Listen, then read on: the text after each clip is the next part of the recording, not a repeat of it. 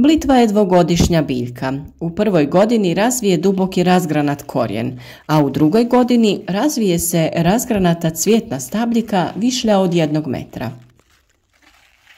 A kako da imate ovako lijepe i krupne listove blitve tokom cijele godine? Pogledajte u današnjem videu. Blitva se obično sije izravno u zemlju, ali za ranu proizvodnju može se uzgojiti i iz presadnica proizvedenih u grijanim zaštićenim prostorima.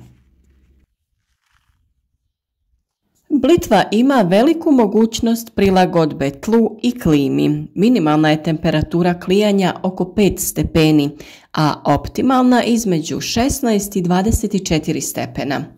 Pri nižim temperaturama od 5 do 10 stepeni biljka sporo raste, a optimalna temperatura rasta je između 16 i 20 stepeni. Na otvorenom se sije na razmak od 30 do 50 cm red od reda, a prorjeđuje se na razmak od 20 do 30 cm u redu. Presadnice se obično sade na razmak u redu od 30 do 40 cm, odnosno 5 do 9 biljaka po četvornom metru. Kako bi vrt izgledao bujno i raznoliko, ja blitvu volim posaditi po rubovima drugih gredica, kraj nekih drugih biljaka, naravno osiguravajući joj dovoljno prostora za razvoj i bujne listove. Tokom uzgoja potrebno je osigurati dovoljnu količinu vode i naravno obilno zaliti nakon same sjetve. Blitva nema neke velike zahtjeve prema tlu, ali najbolje uspijeva na dubokim strukturnim tlima dobre propusnosti za vodu i dobrog kapaciteta za zrak. Optimalan pH tla za blitvu kreće se između 6 i 8. I mlada, ali i potpuno razvijena biljka može podnijeti blage mrazeve, što omogućuje čak i prezimljavanje u nekim područjima.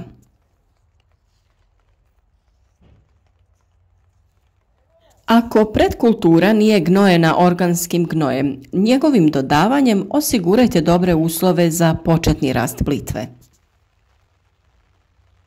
Prije same sjetve ili sadnje u mineralnoj gnojidbi potrebno je dodati oko 80 kg fosfora i 50 kg kalija. Dušična prihrana sa oko 100 kg po hektaru kana provodi se u 3 do 4 navrata nakon berbe listova.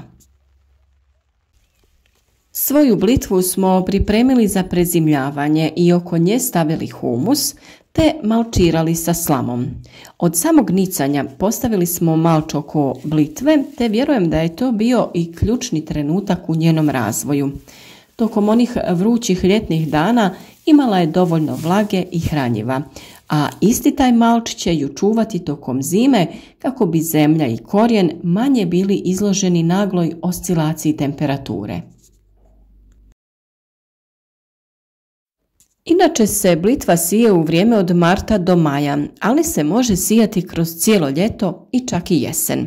Ova blitva je posijana direktno u zemlju početkom augusta i vremenski uslovi za nju bili su optimalni, tako da smo već početkom septembra imali krupne listove za berbu. Sada, početkom oktobra, ponovno smo brali krupne listove i očekujemo barem još jednu berbu do prvih mrazeva. Dok god su dnevne temperature između 15 i 20 stepeni, ona će nastaviti da se razvija i da i dalje ima bujne listove. Blitva se može početi brati oko 30 dana nakon sjetve, ukoliko su temperature bile optimalne i priuštile joj uslove u kojima bi se brže razvijala. Kao i kod svake druge biljke, gredice je poželjno redovno okopavati, odstranjivati korov, povremeno zalijevati, a po potrebi prorijediti biljke. A beremo je tokom cijele godine kidajući samo ove vanjske listove. Što ćete više kidati listove blitve, to će ona brže i ljepše rasti. U suprotnom, ne trgaju li se listovi, ona će otići u cvijet. Jako je štetno brati blitvu čupanjem cijele stabljike zajedno sa korijenom. Blitva se najčešće koristi kuhana u malo vode i začinjena maslinovim uljem i bijelim lukom, ali može se i pirjati te pripremati na druge načine zajedno sa drugim vrstama povrća. Također se može zamrznuti na isti način kao i špinat. A blitva ima mnoge zdravstvene dobrobiti. Naročito se cijeni za reguliranje probave jer je dobar diuretik, a preporučuje se i kod slabokrvnosti. Blitva je vrlo korisna biljka u ishrani dijabetičara jer smanjuje razinu glukoze u krvi, a ujedno ekstrakt blitve ima i zaštitni učinak na jetru kod dijabetesa.